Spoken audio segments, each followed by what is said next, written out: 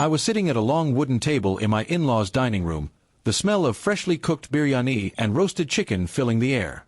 My wife, Sana, was laughing with her mother, her head tilted back in a way that usually meant she was telling one of her dramatic stories. Her father was pouring me a glass of water, insisting I eat more.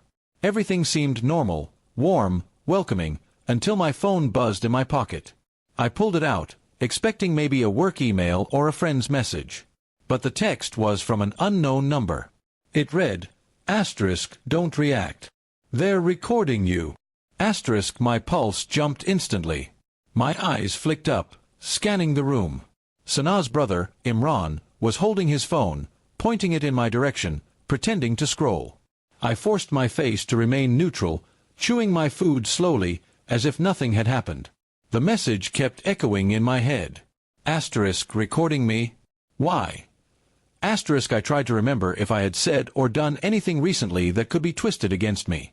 My mind went to last week's argument with Sana, how she had accused me of not being serious about our marriage. We had patched things up, or so I thought. Was this her idea of some kind of trap? I smiled politely at my father-in-law and asked for more rice, masking my growing suspicion. My phone buzzed again. Don't look at me. Just excuse yourself and call this number.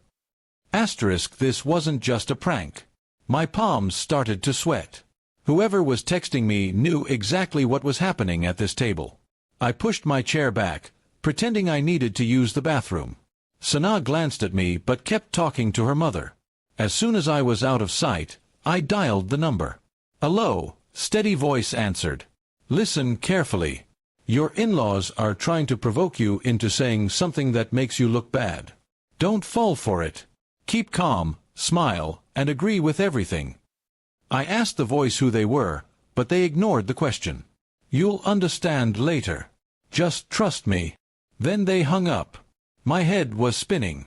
Who would go out of their way to warn me? A friend? A stranger? Or maybe someone in the family who secretly didn't agree with Sana's plan? When I returned to the table, I could feel the tension more clearly. Imran's phone was now angled toward me more obviously. Sana asked me a question in a light tone. So, do you still think I spend too much money? She knew this was a sore spot. It was bait. I remembered the warning and simply laughed. No, Sana. I think you're perfect. Her smile froze for a second, and Imran's thumb hesitated on the screen. They were expecting a different reaction. Sana tried again, this time bringing up my late nights at work. I kept my answers short, cheerful, and harmless. It was like playing chess, dodging every trap they set. The lunch ended awkwardly. Sana's parents seemed confused, maybe even disappointed. As we left, my phone buzzed once more. Well done. You passed. I wanted to reply, but the number was suddenly unreachable. That night, Sana was quiet. I caught her glaring at her phone, scrolling through something. Finally, I asked, "Everything okay?" She muttered, "Never mind," and went to bed early. I knew then that whoever warned me had ruined whatever plan she had. 2 days later, a mutual friend called me. He had overheard Sana and Imran bragging about setting me up to look abusive during lunch so she could use it as leverage in a divorce. But they were frustrated because I acted too calm. My heart sank, but also I felt strangely grateful for the anonymous warning. I began quietly preparing.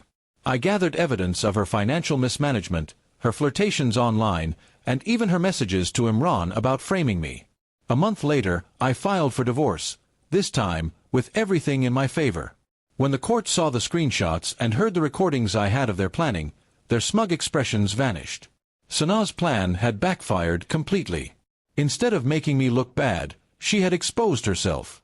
I never found out exactly who sent me that first text.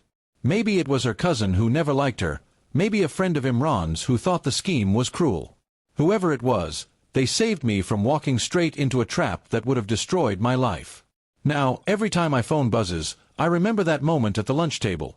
The fake smiles, the quiet cameras, and the single text that turned the whole game around. Sometimes, one stranger's warning can change everything.